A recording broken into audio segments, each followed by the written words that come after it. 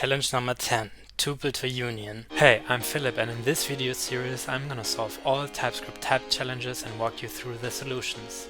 Follow along if you want to learn and become a TypeScript pro. Implement a generic tuple to union T which covers the values of a tuple to its values union. For example, type array with strings 1, 2, 3 is expected to be a union of string 1, string 2, string 3. Let's check it out in the code editor. And we are not even gonna make a test case because it's gonna be really easy. We are just gonna return here the number of T. Cannot be used to index type T. Okay, we have to constrain T now to an array or a tuple, so it extends unknown array. And all test cases pass, and that's already it, and I would say it's a very clean solution.